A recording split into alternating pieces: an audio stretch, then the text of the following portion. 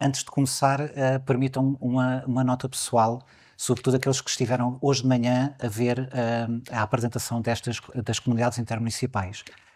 Julgo que ficámos todos cheios de esperança de que as coisas vão correr bem, de que as coisas vão melhorar e de que muita gente neste país está a trabalhar para que todos possamos ter mais mobilidade. A mim, pessoalmente, e aos meus colegas que eu falei no intervalo, também nos recorda porque é que trabalhamos todos os dias nesta matéria, porque o nosso trabalho tem impacto na vida das pessoas, não estamos apenas fechados num sítio, estamos a trabalhar para o país. Portanto, gostaria de começar com esta nota. E vamos começar a fazer esta apresentação, recordar-vos um pouco do contexto deste processo, porque é que começámos, porque é que chegámos aqui e chegarmos a estes primeiros resultados neste projeto piloto. Obviamente, a Susana irá partilhar comigo esta apresentação, faz todo o sentido, sobretudo depois da apresentação da manhã, quando apresentámos, quando vimos que diferentes casos, em diferentes situações, funcionam de forma diferente e as soluções nunca serão óbvias, são sempre possíveis, porque as pessoas, os sistemas, os territórios são muito diferentes. Gostaria que começassem por olhar para estas imagens. São padrões da natureza, aparentemente diferentes, mas todos eles, natureza, estes feitos por animais, por uma aranha, mas aqui já temos ligações nos nossos neurónios e temos o nosso sistema circulatório. Todos eles, sejam ligações e redes humanas, sejam naturais, todas elas neste aparente caos têm um padrão, têm uma arquitetura que é semelhante, e isto não é por acaso. O caos da natureza não é por acaso. E por isso é que os replicamos também nos sistemas e nas redes humanas. Porque é que isto acontece? Porque são anos de evolução, são anos à procura de uma arquitetura eficiente para funcionar de uma forma eficiente, atingirmos os nossos objetivos de forma eficaz e, sobretudo, porque criam padrões. E os padrões, para quem lida com dados, sabe porque é que os padrões são importantes para perceber porque é que funciona de uma determinada maneira, porque é que funciona mal, onde é que existem disrupções e onde é que as podemos resolver. E por isso, se nós estamos a falar de redes, estamos a falar de ligações, estamos a falar de contexto, estamos a falar de mobilidade. A mobilidade é um organismo vivo, também reage de forma diferente a vários estímulos. Um sistema que aparentemente é eficiente e que atinge de forma eficaz os seus objetivos num determinado território, se o replicarmos de uma forma exatamente igual no território, ele reagirá de uma forma completamente diferente. Até poderá funcionar num ou noutro ponto, mas com toda a certeza as pessoas não são as mesmas, não têm as mesmas necessidades, não têm os mesmos impactos. E sobretudo, a mobilidade ainda é um organismo mais complexo, porque ele é transversal a vários organismos e a vários universos. Portanto, os estímulos que o sistema de mobilidade recebe são completamente diferentes. Estamos a falar de pessoas e sempre estamos a falar de pessoas, estamos a falar de soluções, problemas, pessoas diferentes, onde há pessoas há problemas, mas também há soluções. Estamos a falar de veículos que estão diferentes, estamos a falar de infraestruturas, estamos a falar de várias interconexões que sejam físicas, sejam digitais. Na mobilidade, sobretudo, já não podemos falar na mobilidade do ponto A ao ponto B num determinado município, porque se estivermos sobretudo a falar de mercadorias, com certeza que aquele bem que foi transportado do ponto A ao ponto B já veio do ponto D do outro lado do mundo. Portanto, estamos a falar de complexos territórios cada vez mais diversos, com estímulos que não são locais, são internacionais e são regionais.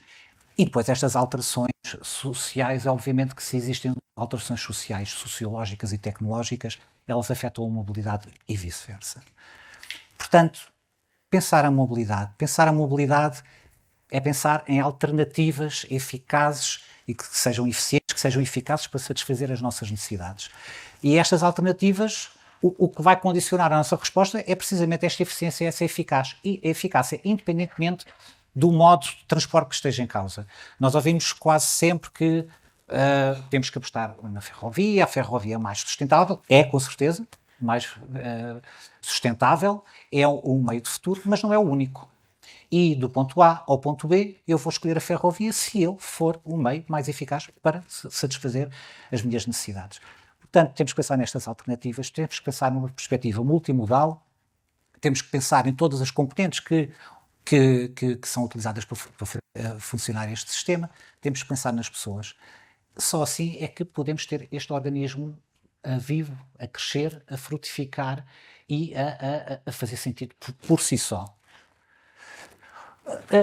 Para que isto tudo funcione, obviamente, precisamos de políticas públicas e empresariais. Nem tudo depende do Estado, nem tudo começa e acaba no Estado, também começa e acaba nas empresas, e muitas vezes só começa e acaba nas empresas, que muitas vezes têm mais, digamos que mais iniciativa e outra eficácia, e outra eficácia, sim, para chegar, para atingir os seus objetivos. Mas é necessária esta coerência estratégica entre a perspectiva pública e a privada. É necessário que estas, como estamos a falar de organismos vivos com constantes alterações, têm que ser concretas, dinâmicas, eficazes, têm que ter em conta estes princípios e têm que ser, sobretudo, execuíveis. O facto de ser execuíveis não implica que não tenham que ser planeadas. Muitas vezes nós dizemos que o planeamento é uma palavra em desuso, não é? Porque se calhar muitas vezes ouvimos dizer vamos planear porque não fazemos, e fazemos outro plano, e fazemos outro plano, e fazemos outro plano. E muitas vezes é isso que desacredita a política, porque ela não é execuível. Política pública, que ela não é execuível. E muitas vezes os planos podem não funcionar, ou o planeamento pode não funcionar precisamente porque é uma réplica ou porque não foi pensado adequadamente para uma determinada solução. Mais uma vez, não existem soluções óbvias, existem soluções possíveis que têm que ser testadas, adaptadas à realidade concreta. É importante, nas políticas públicas, obviamente, que o poder político, o poder executivo, a administração local têm um papel que não é substituível. São elas que estão lá. São elas que ouvem as pessoas. Como dizem muitas vezes os senhores presidentes de Câmara, eu é que estou ali, eu é que batem-me à porta, eu não recebo um e-mail de alguém que está longe. Portanto, são estas pessoas que estão no local e que sentem as necessidades das pessoas. Mas a regulação tem aqui, obviamente, um papel da maior relevância. A regulação não é apenas sancionatória, não é persecutória. Às vezes também tem que ser sancionatória, obviamente, quando tem que ser exercer os seus poderes de regulação e de supervisão, tem que verificar a conformidade, mas para que o mercado funcione, não é só por essa via que as coisas poderão funcionar bem ou que ele é saudável. Também tem que analisar, tem que avaliar, e a sua perspectiva global, a sua perspectiva de conjunto pode ajudar as entidades que estão a atuar todos os dias. E por isso que esta procura da maximização de recursos públicos, reduzir custos de contexto, procurar a promoção do crescimento, agir preventivamente de forma pedagógica, pode evitar uma série de problemas e com isto a regulação consegue influenciar direta ou indiretamente o trabalho, seja das pessoas, seja das empresas, seja da administração local. E aqui, obviamente, podemos orientar comportamentos, práticas. A avaliação de políticas públicas tem precisamente esse papel, e ainda hoje de manhã vimos que algumas CIMs dizendo que foram encontradas soluções que não eram demasiado óbvias, que contaram com a nossa colaboração. É certo, porque como nós lidamos com todas as autoridades de transporte do país, o facto de conhecermos as várias realidades, as várias soluções com as suas várias cambiantes, este conhecimento conjunto só é possível dar pela abrangência da nossa atuação, e assim conseguimos resultados concretos. Ora, porque é que nós chegámos porque é que pensámos neste projeto piloto? Nas várias iniciativas que a AMT desenvolveu para pensar a mobilidade, não apenas nos territórios baixos da cidade, também foi feito nas áreas metropolitanas de Lisboa e do Porto, os vários especialistas, as forças vivas, os empresários, as pessoas reconheceram que de facto existem aqui especificidades nestes territórios que exigem um tratamento mais apurado, mais focado, que trate os seus problemas de uma forma mais adequada. E isto não significa que se está aqui à procura de um papel substitutivo das entidades que são competentes nestas matérias. Não. Isto é um complemento, é um contributo para que esse trabalho possa ser desenvolvido com mais informação. Os desafios, obviamente, que são mais, os desafios ambientais, sociais e económicos eles assumem outra escala nestes territórios, como vamos ver e como os dados o ditam, porque a economia e a massa crítica destas regiões é diferente. Portanto, estamos a falar de situações de base completamente diferentes. E essas assimetrias, já falámos aqui muitas vezes de manhã, são evidentes no país. Por isso, obviamente que temos que pensar em formas inovadoras de atuação. Portugal é um país muito de capelinhas, como nós sabemos todos, portanto, nós abandonamos a capelinha e vamos pensar em conjunto, todos, sobre o que é que podemos fazer aqui e dar o nosso contributo. Mesmo que não sejamos nós a executar, vamos dar o nosso input. Vamos partilhar conhecimentos, vamos congregar os meios existentes, vamos procurar a maior colaboração. E provavelmente, se o objetivo foi começar a fazer pensar e pensar em novas soluções, o nosso objetivo estará com certeza atingido. Já fizemos aqui este diagnóstico dos territórios de baixa densidade, obviamente é uma parte muito grande do nosso país, o nosso país é um dos mais assimétricos da União Europeia, mas isto não é uma fatalidade, até porque podemos pensar apenas nestes territórios de baixa densidade como um problema, porque ele tem potencial. E é esse potencial que tem que ser capitalizado e ele também faz parte dessa solução para todo o país. Portanto, obviamente que existem estas questões de menor acessibilidade, maior isolamento de pessoas vulneráveis, condicionamentos à atividade económica, mas depois se formos à lupa para a área metropolitana de Lisboa, também vamos encontrar muitas situações de menor acessibilidade, maior isolamento, condicionamentos à atividade económica. Qual é a diferença? É que, enfim, a área metropolitana de Lisboa tem uma capacidade de geração de riqueza que não tem uma área do interior e por isso é bem mais beneficiada em termos de investimento. Este gráfico, gostaria de mostrar este gráfico do INE, relativamente aos índices de disparidade do PIB per capita nas várias regiões. Sem surpresa, temos aqui algumas das regiões do Douro, Península de Setúbal, a Beira Serra da Estrela, que está aqui mais no fim.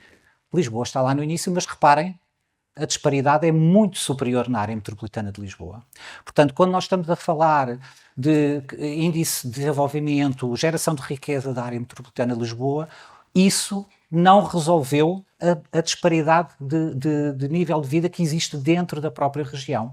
Portanto, muitas vezes, quando comparamos indicadores melhores ou piores, como estávamos a falar neste momento, muitas vezes eles têm dois lados que necessitam de ser lidos. Isto é importante para pôr em perspectiva, enfim, quando falamos sempre num interior mais desfavorecido. Gostaria também que vissem estes indicadores do INE sobre a competitividade, a coesão e a qualidade ambiental das várias regiões. Sem surpresa, na competitividade, o litoral está à frente. Ao nível da coesão, também o litoral está à frente, naturalmente, com uma rede de transportes muito mais densa.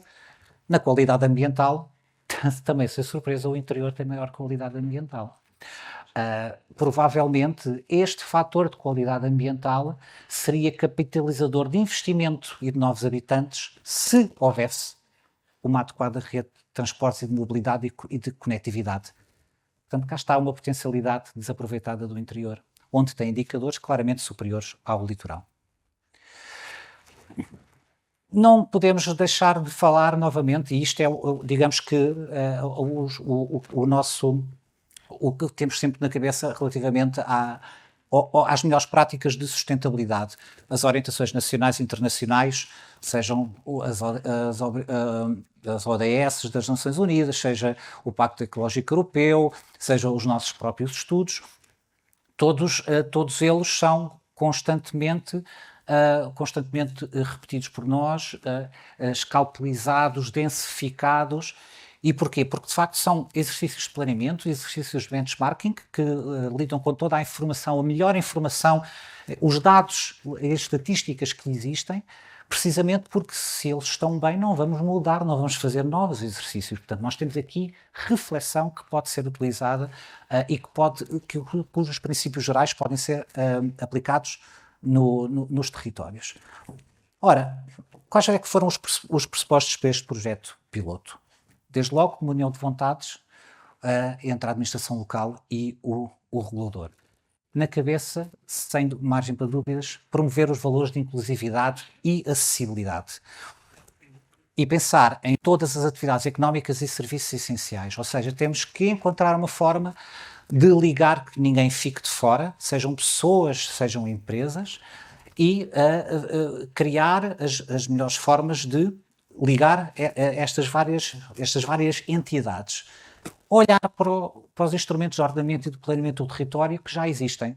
A administração local já fez um trabalho excelente, tem planos de mobilidade sustentável, seja nos municípios, seja ao nível das CIMs, elas próprias já identificaram uma série de necessidades. Portanto, é trabalho que está feito, não tem que ser repetido.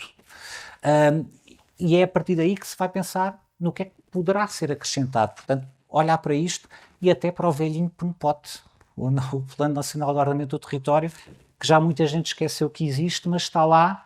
E desde isso, convido-vos a ler novamente esse plano, onde está lá definido como um dos eixos principais de desenvolvimento do país, é o eixo da beira interior, que deveria ser, digamos que, alimentado e potenciado precisamente por via do sistema de mobilidade.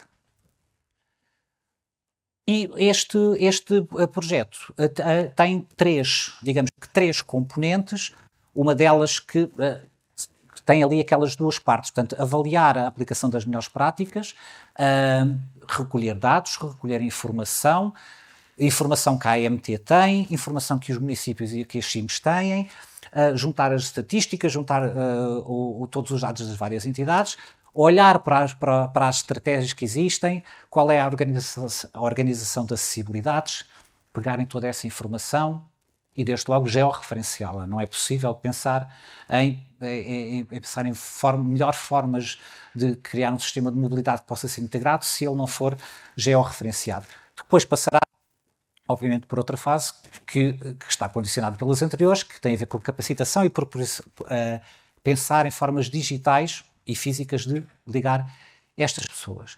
Portanto, foram recolhidos, foi legislação nacional e internacional, instrumentos de política pública, dados sobre a acessibilidade a serviços públicos, aqui pensou-se em atividades económicas, parques industriais, serviços públicos, serviços de saúde, todos recolhidos e todos georreferenciados em cartografia.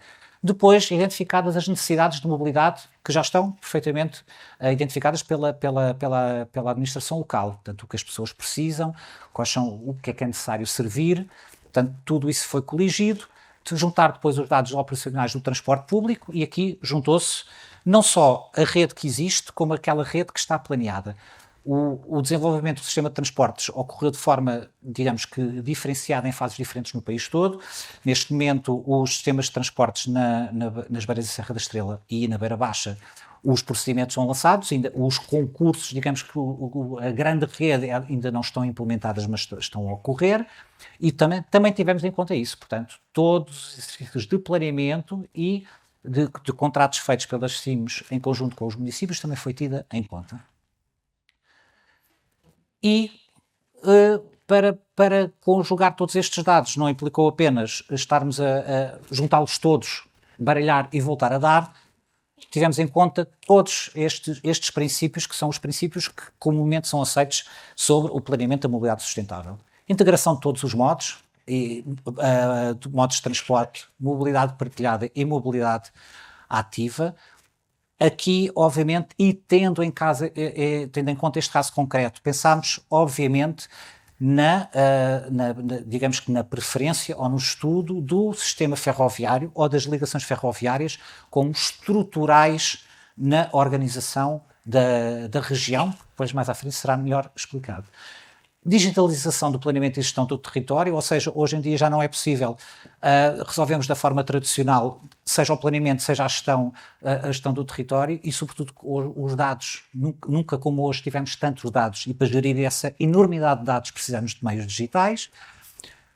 Obviamente, sustentabilidade económica ou financeira, ainda que se possa pensar em determinadas soluções, como sejam as soluções tarifárias, de pensar em passos únicos, e tudo isso tem um custo, portanto, implica fazer cálculos para esse custo, quanto é que poderá custar, e nós temos muitos exemplos no país, ainda hoje foi aqui referido, temos como referência as áreas metropolitanas, portanto o objetivo será tentar perceber o que é que isso poderá implicar em termos de recursos financeiros a acrescer ao gasto que já existe das várias autarquias, pensarmos como é que a rede pode ser um modo de promoção da criação de emprego e ligação a serviços essenciais, e aqui o transporte flexível, como vimos hoje de manhã, é uma das respostas. E, obviamente, pensar nas adaptações às alterações climáticas, porque ainda que a beira interior não seja o maior poluidor, sofrerá tanto como a área metropolitana de Lisboa, que polui muito mais. Pensarmos na acessibilidade, na inclusividade e no espaço urbano, pessoalmente é uma das questões que eu refiro sempre, que é, pensamos muitas vezes em distância e não pensamos em orografia e não pensamos na facilidade de que acedemos a determinado sistema. Se uma estação de comboio estiver na minha linha de vista, mas eu tiver que fazer 6 ou 7 atravessamentos para lá chegar, eu não vou utilizar a estação de comboio. Portanto, ou se posso ter uma paragem de autocarro a 50 metros da minha casa, mas se for a subir, provavelmente eu não o farei. Portanto, é necessário avaliar também estes condicionantes. Financiamento sustentável, um enquadramento legal, se for necessário, e a AMT já fez várias propostas de alterações legislativas que é necessário fazer, porque muitas das questões que existem nesta região, como existem em outras, não dependem diretamente das autarquias, implica uma atuação nacional e implica que são questões de política nacional que precisam ser resolvidas a nível nacional. Pensarmos nas redes de carregamento, isto é uma outra totalidade de investimento escondido quase, porque pensamos sempre na eletrificação dos autocarros, mas eles têm que se abastecer em qualquer lado. E a rede que existe hoje não dá nem de perto nem de longe para as necessidades, e se hoje, de repente, todos os autocarros que existem no país fossem eletrificados, com certeza que não funcionariam, porque não existe rede, sobretudo no interior, para que eles possam funcionar. Envolvimento das comunidades, obviamente, por isso é que temos aquela componente de formação. Temos que envolver as comunidades, porque elas precisam de saber porque é que é isto importante, porque é que é necessário, primeiro para que elas saibam que existam, porque se eu não divulgar elas não saberão, mas também para saberem que uma mudança de hábitos tem determinados impactos, e isso pode mudar a sua vida, se calhar até poderão poupar. Muitas vezes nós estamos tão telecomandados para usar o carro que nem olhamos para o sistema de transportes públicos que está ao nosso lado. Como nós falamos muitas vezes, quem tem pior imagem de transporte público é aquele que não o utiliza. Porque já é o preconceito, e muitas vezes é só dar uma oportunidade para perceber que tem ali soluções. Obviamente, mitigação da exclusão social, nada disto fará sentido se não trouxermos as pessoas para dentro do sistema e se elas puderem beneficiar disso. E, obviamente, haver mais incentivos à inovação tecnológica. É uma das questões que devo dizer, confesso algumas estranhezas, até hoje só se formaram 3 zonas livres tecnológicas no país. Muitas vezes se diz que a regulamentação mata a inovação, mas existe aqui um regime de incentivo à inovação onde tudo se pode ser experimentado antes de ser usado sem qualquer barreira tecnológica, e nos últimos 3 anos apenas 3 zonas livres tecnológicas foram criadas no país, 2 delas com apoio da AMT, devo dizer. Mas poderia haver muito mais. Passando aqui para o estudo, tem pouca visibilidade, mas eu garanto-vos que aquilo que representa a georreferenciação de todos os dados que nós temos. Está ali tudo, desde a rede ferroviária, mas isto será mostrado de melhor forma, a rede ferroviária, a rede rodoviária, as paragens, os serviços de saúde. Portanto, está ali nos concelhos que aqui hoje que nós vamos falar. Portanto, Guarda, Covilhã, Belmonte, Fundão e Castelo Branco. Obviamente, estes dados foram recolhidos desde logo pela AMT, ainda antes, portanto, na preparação deste projeto. Desde logo, dados demográficos e porque estes concelhos, sobretudo, porque eles representam 50% da população nestas áreas, portanto, justifica-se, e feita uma comparação destes concelhos com as áreas metropolitanas. A área, obviamente, isto acontece na maior parte do país, são áreas muito maiores, com menor densidade populacional, portanto as distâncias a percorrer têm que ser maiores. A população residente sem surpresa, é menor, a densidade populacional também é menor. Apenas um exemplo dos muitos dados estatísticos que nós temos reunidos. Aqui também temos estes dados depois divididos pelos vários municípios, aqui também sem surpresa. Uma taxa de motorização muito alta e portanto, o transporte individual claramente mais utilizado, os transportes coletivos pouco utilizados. Os dados aqui podem ser maiores, mas isto também representa o país. O país tem, apesar de todo o investimento que foi feito, continua a ser utilizado mais o transporte individual e continua a ser utilizado o transporte coletivo numa taxa muito, muito, muito, muito baixa. Não temos dados ainda dos impactos das reduções tarifárias que foram introduzidas e que levaram ao aumento da utilização de transporte público, mas também devo dizer, ao mesmo tempo que aumentava a utilização de transporte público, aumentava o número de carros nas autoestradas e, sobretudo, a entrada de carros em Lisboa. Que eu saiba, a população portuguesa não está a explodir, está a crescer, mas alguma coisa se passa para ainda não se termos invertido esta situação. Portanto, é uma das questões que deve ser estudada. Depois aqui a taxa de motorização, temos aqui também o número de veículos ligeiros por 1000 habitantes, temos a variação relativamente à população, portanto também, digamos que em índices superiores, mas não muito diferente do resto do país. E aqui, Susana, passo para ti. Já és tu.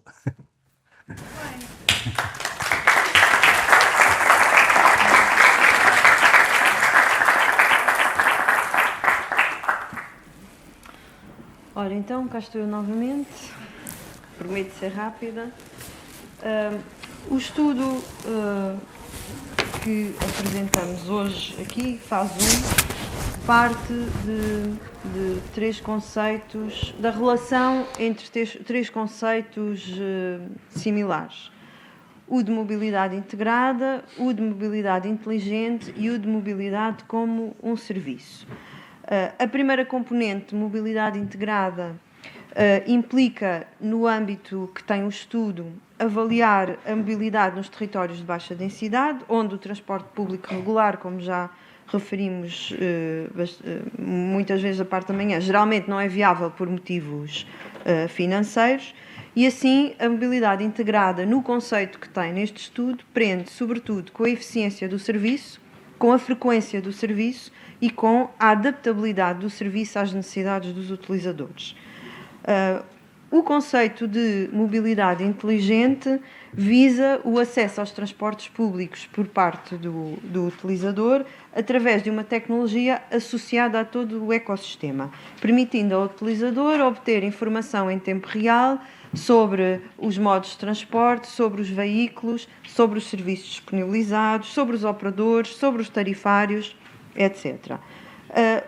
Por sua vez, a mobilidade como um serviço constitui uma plataforma online que permite aos utilizadores planear uma viagem combinada, se for o caso, perante uma oferta variada de diferentes modos de transporte. Não é uma plataforma de uma entidade, é uma plataforma do sistema como um todo. E é a combinação destes três conceitos que é aprofundada ao longo do estudo. Os municípios parceiros do protocolo, como o Hugo já referiu, representam mais de 50% da população das CIM Beira Baixa e Beiras e Serra da Estrela, e nas sedes dos municípios está concentrada mais de metade da população de cada município.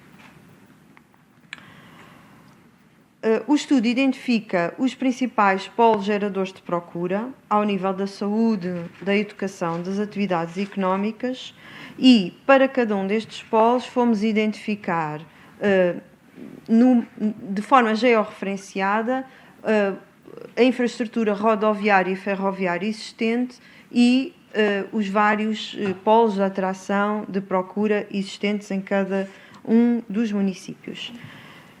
Fizemos para a Guarda, primeiro com a infraestrutura rodoviária e ferroviária e depois com os postos de procura. Eu gostaria de salientar que Nós trabalhámos com os dados georreferenciados que foi possível obter e que foram recebidos, mas esta é uma análise dinâmica e que será a todo momento completada com mais informação. Fizemos-lo para Belmonte, para a Covilhã, para o Fundão e para Castelo Branco.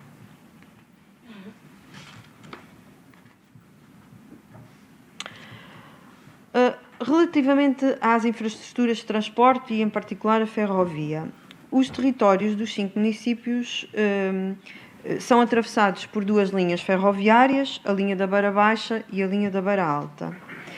Os 5 municípios são servidos por comboios de serviço intercidades e serviço regional, com ligação até Lisboa, e a partir do entroncamento é possível fazer a ligação de e para o Porto.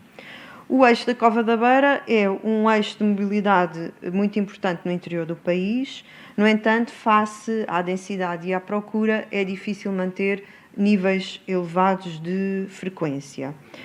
Neste momento, as ligações a Coimbra e ao Porto a partir da Guarda encontram-se a ser efetuadas no todo ou em parte por modo rodoviário, devido às obras que estão em curso na linha da Beira Alta, entre a Pampilhosa da Serra e Celurico. Está prevista a reposição do serviço em 2025, no entanto, não existe até ao momento informação sobre os moldes em que o serviço será reposto. O que constatamos foi que os tempos de viagem em comboio entre as 5 sedes do município são, em alguns casos, à partida competitivos com o transporte rodoviário, embora falte aqui inserir a componente da última milha para completar o percurso, tendo em conta a distância ou a localização das estações, em alguns municípios no centro, noutros a cerca de 4 ou 5 quilómetros do centro, portanto, a uma distância de 10 minutos percorrida de carro, por exemplo. Por sua vez, a rede rodoviária é estruturada por 2 autoestradas, a A25 e a A23, e no plano rodoviário nacional está também incluída a construção do IC6 a ligar Covilhã à Ceia e do IC31 a ligar Castelo Branco à fronteira em Monfortinho. Para além destas, as estradas nacionais e municipais asseguram a acessibilidade às freguesias e a todos os lugares habitados. Relativamente ao transporte público de passageiros regular, os municípios da Covilhã e do Castelo Branco são autoridades de transporte a nível municipal, os restantes têm a competência delegada na respectiva CIM. Todos têm contratos de serviço público de primeira geração. No caso das CIMs, existem contratos de serviço público que estão em processo de contratação. Existe também, em 4 dos municípios, transporte de passageiros flexível e sistema de bicicletas partilhadas, no caso de Castelo Branco, da Covilhã e da Guarda. Destacaria, por exemplo, o caso de Castelo Branco, que tem uma rede de ciclovias, tem também um programa de apoio à aquisição de bicicletas, que oferece incentivos financeiros para a compra de bicicletas, visando aumentar o número de utilizadores. Para completar a rede de ciclovias, Castelo Branco tem investido na criação de uma rede de parqueamento de bicicletas junto a locais estratégicos, as escolas, os centros comerciais, as áreas residenciais. E o município tem-se também focado na promoção da mobilidade ativa, não só entre os estudantes, como também para adultos, promovendo a utilização da bicicleta como um modo de transporte. Um aspecto que gostaríamos de salientar e que está salientado no estudo é a questão da flexibilidade. Ou seja, para escolher o transporte público, para que uma pessoa se torne passageiro por opção do transporte público, os utilizadores precisam ter flexibilidade. Flexibilidade nos percursos, flexibilidade nos horários, quer ao nível da abrangência, quer ao nível da frequência.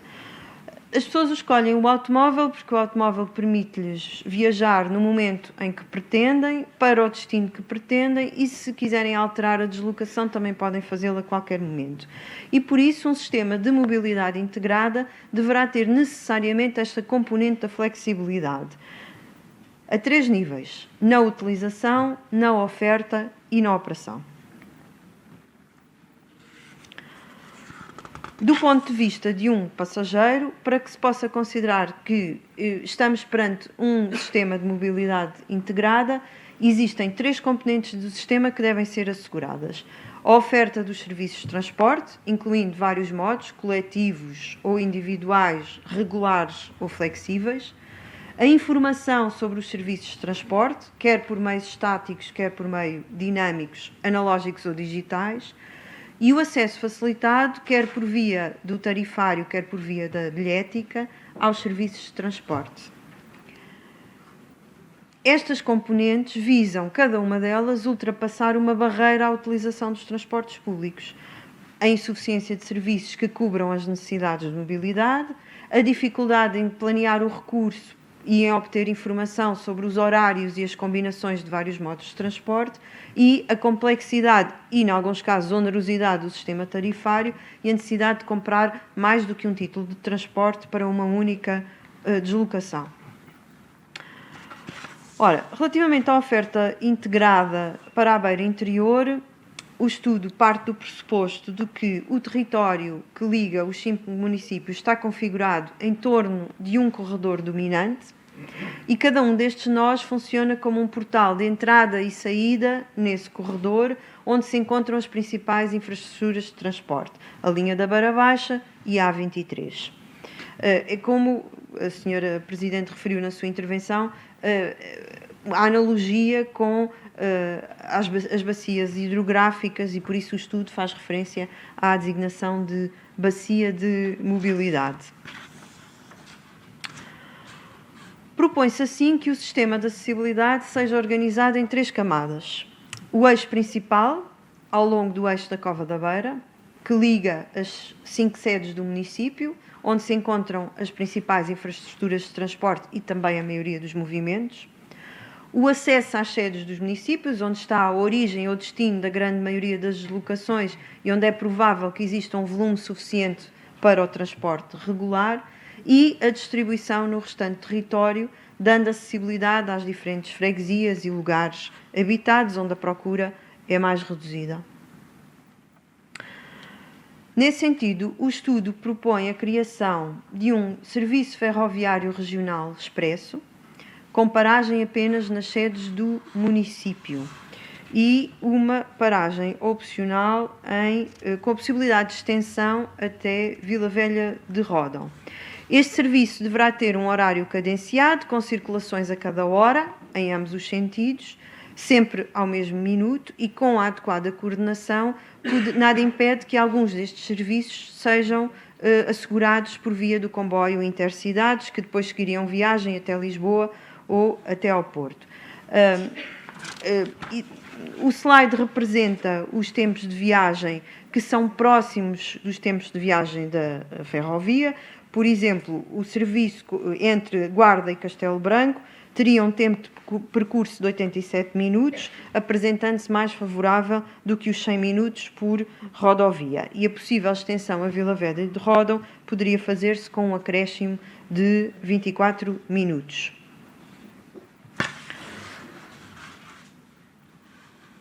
Claro que uma proposta destas depende sempre, ou a sua concretização, depende sempre da realização de estudos de procura.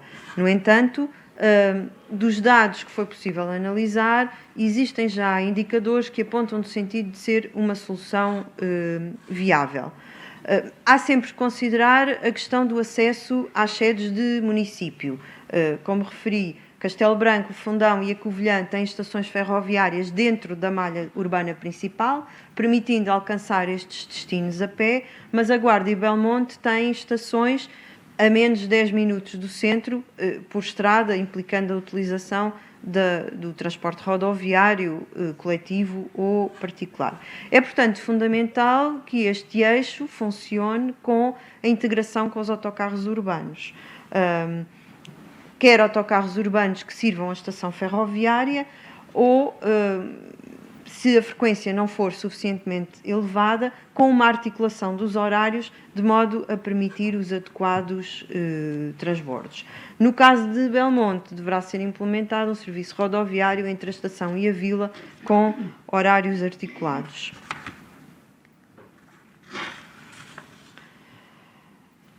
Para a distribuição das pessoas nos municípios, deverá ser feito o progressivo. Existem duas soluções viáveis, ou através do progressivo alargamento da oferta de transportes públicos, necessariamente em modo rodoviário, ou então através das soluções de transporte flexível que hoje de manhã pudemos ouvir. Outro pressuposto do estudo é o alargamento às duas SIMs, ou seja, o sistema de mobilidade integrada não deverá estar limitado aos 5 municípios participantes do protocolo. A articulação deve estender-se às duas SIMs que compõem o território da beira interior, e o facto de existirem já duas redes de transporte público que estão em processo de contratação, em processo de finalização pelas respectivas SIM, são um passo importante para uma cobertura territorial mais uniforme. Em termos do utilizador, os cenários de implementação incremental do sistema de mobilidade integrada pressupõem, pelo menos, o seguinte: a interoperabilidade da bilhética, ou seja, a possibilidade de usar o mesmo cartão ou a mesma aplicação em todos os municípios participantes, uma informação ao passageiro unificada, com a mesma identidade gráfica, integrando os serviços e os meios digitais, dinâmicos e estáticos, uma integração tarifária, ou seja, a implementação de um sistema tarifário único para toda a região da beira interior, eliminando as dezenas de títulos existentes, um planeamento integrado da oferta, com uma articulação entre diferentes modos, diferentes serviços, sem limitações das fronteiras administrativas, e ainda a ponderação de uma gestão uniformizada das várias componentes do sistema, de forma integrada, alcançando uma poupança ao nível dos recursos humanos, tecnológicos e financeiros.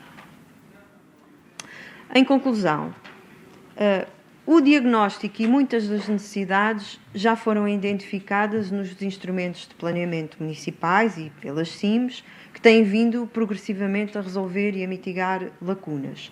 Os contratos de serviço público já em vigor e em fase final de contratação significam um salto qualitativo na oferta da mobilidade, representando um passo importante na consagração deste sistema de mobilidade integrada.